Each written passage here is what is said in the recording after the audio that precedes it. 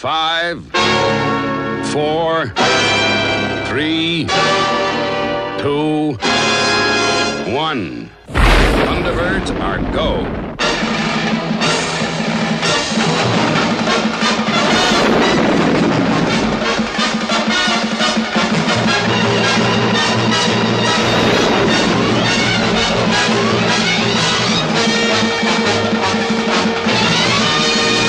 Hello and welcome to the next Thunderbird 2 video. Now I'm just going to start off by saying that if you want to actually get onto the build, the time you want to click on is this time here, because I'm going to spend just a little bit of time talking about something that happened to me in relation to the Gerry Anderson world. I am a Thunderbirds fanboy. I have been since I was a baby, as you all know by now. And I also love Stingray and Captain Scarlet. Now, as a kid, my attention span for some reason didn't really hook on to Stingray and Captain Scarlet like it did Thunderbirds. So I haven't seen all the episodes of Stingray and Captain Scarlet. Well, that's not true for Stingray anymore, because I went off and I bought the DVDs off the Gerry Anderson website. And if you want a discount for that website, there's a link down below. So go ahead and do that if you wish. I bought the DVDs, Stingray, Captain Scarlet, and I thought I would watch them in chronological order. Because Stingray was released first, and then Thunderbirds, then Captain Scarlet. So I watched the Stingray DVDs, all the episodes for the first time ever. Now, some of these episodes are really, really iconic for me. As a kid, they brought back memories that I remember as a kid, and it was very, very strong feeling I got while watching certain episodes. Episodes like the Loch Ness Monster episode, the episode where the oil erupts from the oil rig. The episode where they're in the sea and then the sea disappears and then the sea comes back and they're wading through the water. I remember that vividly. The episode where Troy Tempest has that hallucination that he's king of his underwater villa and stuff like that. Oh, Pink Ice. Sorry, I just paused there. Pink Ice. Good lord. When I watched Pink Ice again, I remember vividly being terrified of pink ice as a kid. And all that came flushing back. Anyway, but some of these episodes I have never ever seen before. I do not remember the two-parter, I'm going to call it, with the foreign dignitaries. Don't remember those episodes at all. And I've never seen the final episode before, Aquanaut of the Year. I've never seen that episode before. I liked the fact that it was a pseudo This Is Your Life kind of homage. I like the fact it was a clip show. I thought that's quite nice. And I was thinking, oh, do you know what? It's nice to have a final episode directed as a final episode. Because in Thunderbirds, we had the Christmas episode, which didn't really feel like a final episode. And neither did Stingray to a point until the last 5 minutes, which I'm just going to play for you now. Troy really belongs to us all. And I would like to thank him for allowing us to share these magic moments. Troy Tempest, Aquanaut of the Year, this is your life. Well, thank you.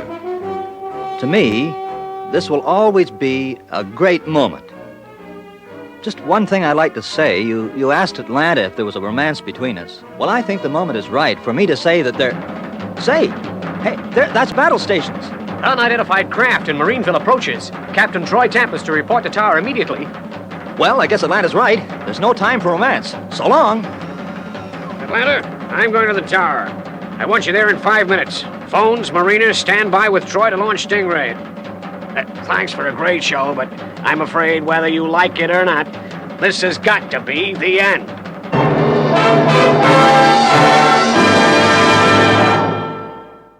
How amazing is that? I love the fact that, because my belief, and I'm completely wrong I'm sure, my belief is that Gerry Anderson didn't really round up his shows, he just went on to the next one, but I'm obviously completely wrong. Stingray rounded up in a really nice way. I know that I'm talking to the converted, I'm sure you've all seen it thousands of times, but it's the first time I saw it. I've just finished watching it now, so that's why I'm on a high with it. Just fantastic series. Stingray is iconic. I really want to buy a Stingray model now, something to the same scale as the Thunderbird would be great. I know they did that die-cast release of Stingray, but they are going for so much money. If anyone has one and wants to sell it for cheaper than I'm finding it online, that would be great, because it is the same scale, I think, ish. to Thunderbird 2, although scaling in Anderson's shows are a bit iffy at best anyway. But that is the closest one. So if anyone's got that for sale, let me know and I'll gladly buy it off you if the price is right. Anyway, enough about Stingray, let's move on to the next parts of Thunderbird 2. And we are starting off as always with the pod vehicle, and you may notice that I have built a lot more of the pod vehicle than I showed you last time. Now the reason that I went ahead and built it is because I didn't. The same audio issue that plagued the end of the last video plagued the start of this one, and I did record all the footage but I lost the audio for it. So I'm just going to play all the footage of me speedily building this thing up until this point.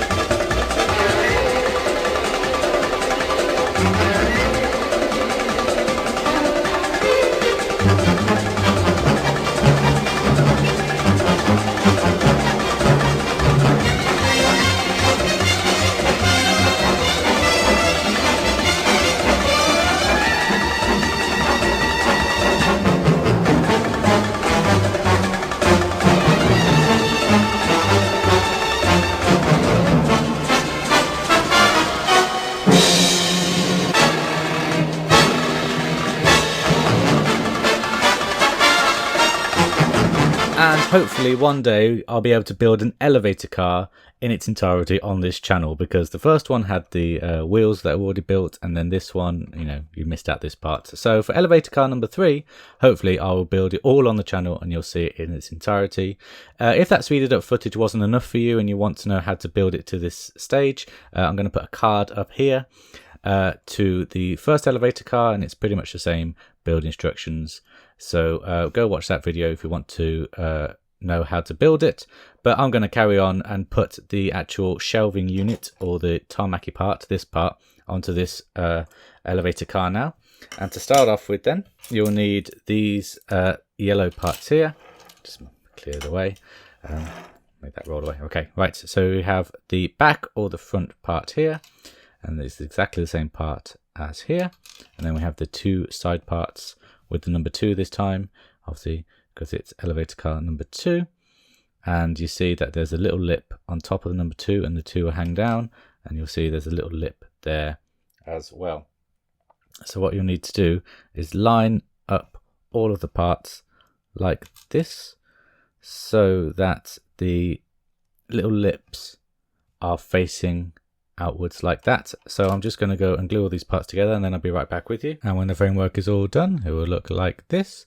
And before it's settled properly, if we just bring in the tarmac roof of the elevator car with a very nice number 2 on there as well, we just line up the sticky out parts there around the edge like that. Actually, probably should put some glue in the grooves. Can you see the groove just there where I'm putting the glue now? Just a bit of glue in that groove, a bit of glue in that groove, a bit of glue in that groove, and a bit of glue in that groove. Just place the framework around the tarmac like that, so it does all click into place. And the glue will solidify everything. So look like that. That's the front, radio controlled elevator number 2. There's the back there. Looking very nice indeed. So moving on, we need this part, which is the compressor. And you'll see there are 2 holes there, one slightly bigger, one slightly smaller, and they correspond with the pegs there, one slightly bigger, one slightly smaller. Drop glue on the pegs and just push down the compressor like that. So there it is in place. Now you'll see there's 2 holes at the top there, not these 2 holes right in that crevice there and 2 holes at the bottom there and there. They are for this part, the little grate part that covers the compressor. So again, we just need to pop just a little bit of glue in those holes.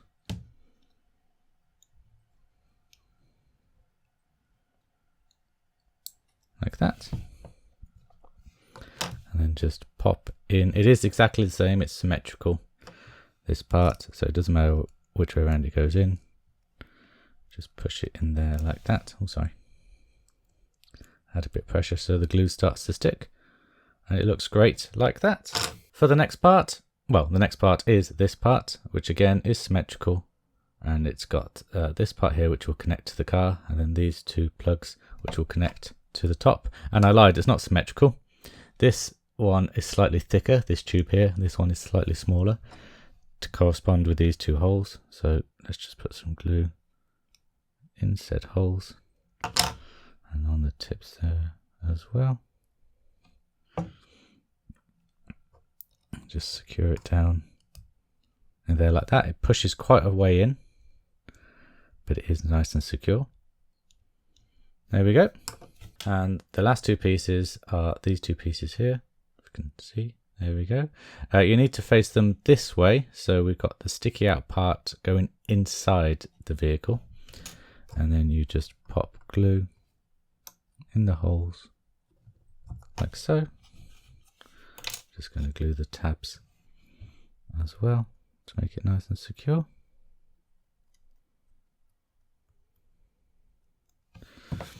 And just push them in there like that, and do exactly the same the other side.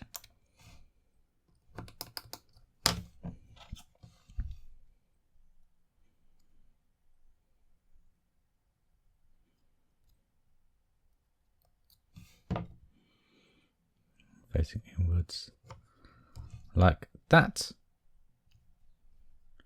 So I'm going to give all of this time to dry before I attach it to the main car, and then when this is dry we'll finish off elevator car number 2. Okay, so that has now had time to dry and it is all secure.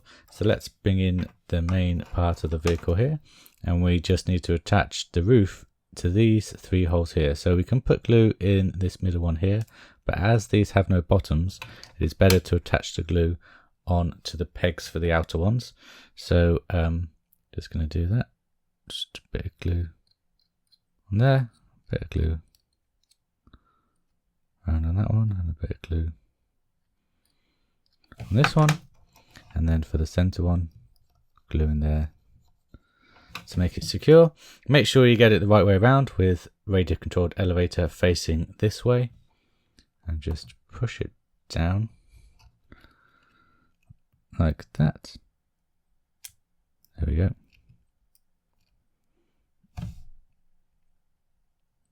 It'll take a while to secure with the glue,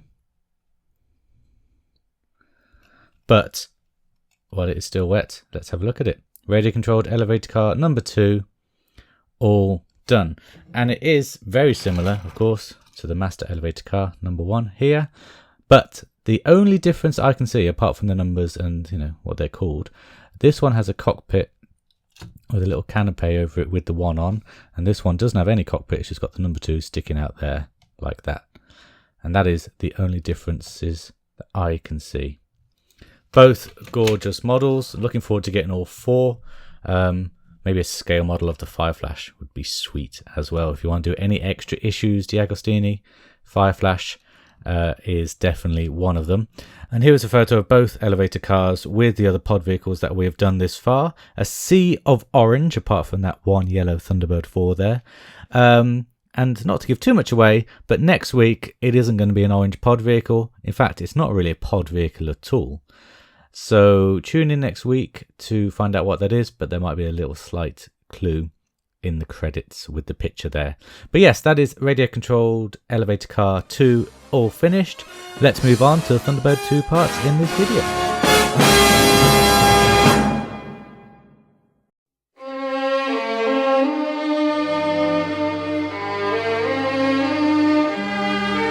Okay, so the main Thunderbird 2 parts are more pod parts this time. You may remember from last week that I did the first pod vehicle door, but to do that I had to use the second back door because the first door file audio got corrupted. So this is going to be repeated footage, I'm sorry, but I'm just going to show you how to attach and fix this door together now.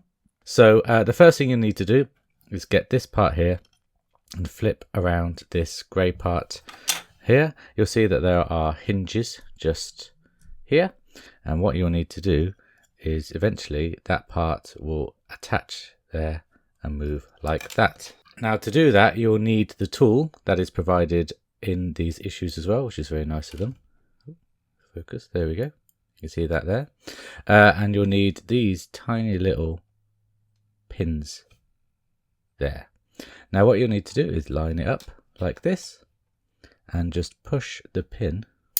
Oops. I might try with hands because I do find using my hands easier, weirdly enough. You need to get the pin so that the pattern side or the textured side is facing outwards and the planned side is facing inwards.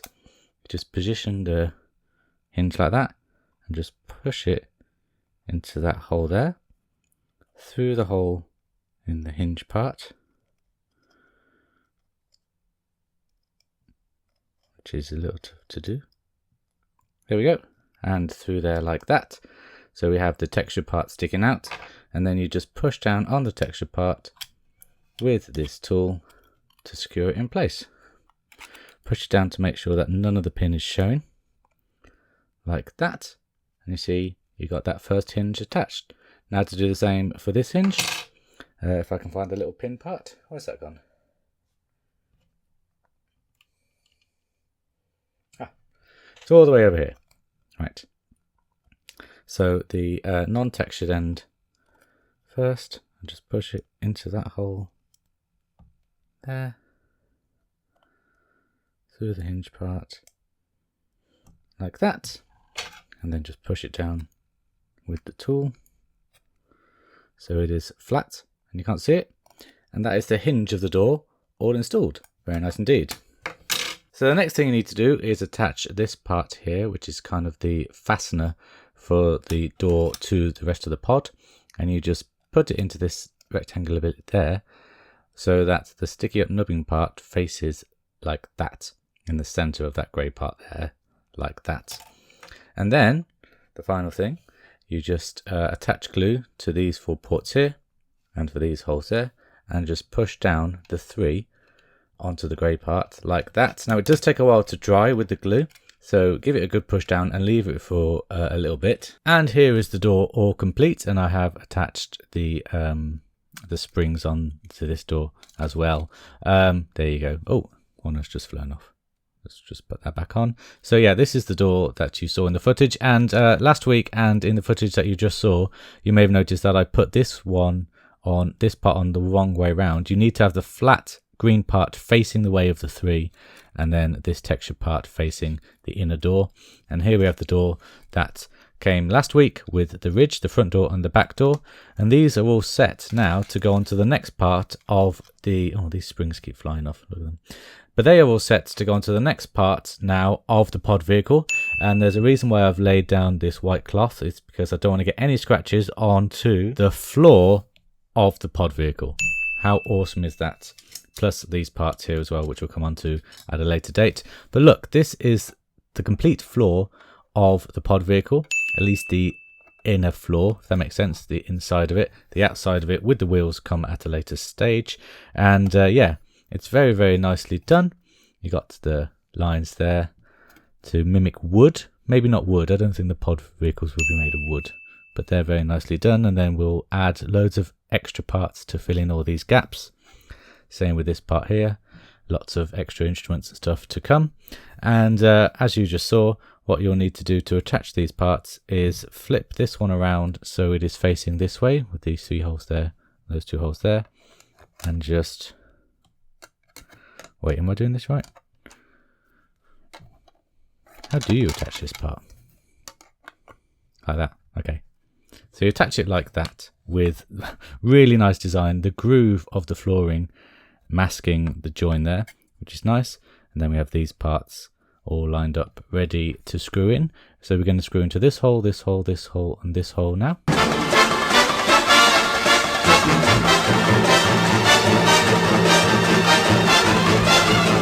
There we go, there's the floor all attached. A bit ugly on this side, but nice and smooth on this side. You can't really see that join at all. You can slightly with the light hits it the right way, but you'll forget that it's there before long. Very nice indeed. Now this is the front of the pod, and then this is the back. You can see it's kind of got that slope there to the smaller side and the bigger side. Now what you need to do is flip it around and have the front facing you. Actually, it might be easier if the front is facing away from you, and we just position the pod door like this, if I can get it right. So it's like that. So the hinges are flush to the edge there. And then what you need to do is you need to get the tweezers. Let me zoom in. You need to get the tweezers, and we need to just put the tweezer, put the springs around this little peg there. Maybe it's easier to do with hands. Like that. And then do the exact same on this side. Yeah, that one was really easy to do. I didn't even catch it on camera. Darn, that's annoying. So springs are on there like that. And then we need to get, if I just zoom out, it comes with these two pieces that I showed off earlier. You need the bigger piece, and obviously the bigger piece corresponds to the holes that are left. So the big hole there, big peg there is for this hole, and we just push that on there like that to secure it, and then we just screw it down here.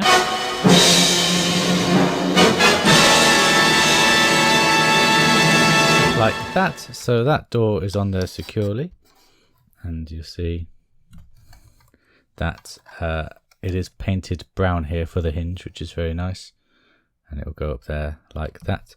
There is a slight gap, but that's okay. Yes, no, that gap won't be there, I think, when the floor's in. So yeah, that is what it looks like for that door, and I'm just going to quickly do the same for the back door. And there we go. That is that part of the pod all done with the two doors installed, and you can see how big this pod is actually going to be, which is pretty sweet. Yeah, so that is looking very nice. Let's bring in the pod vehicle that we did this time and just put it in the center there, so you can imagine that going down and then going down there. Oh, very, very cool indeed. Yeah, very nice indeed. That is the end of this video.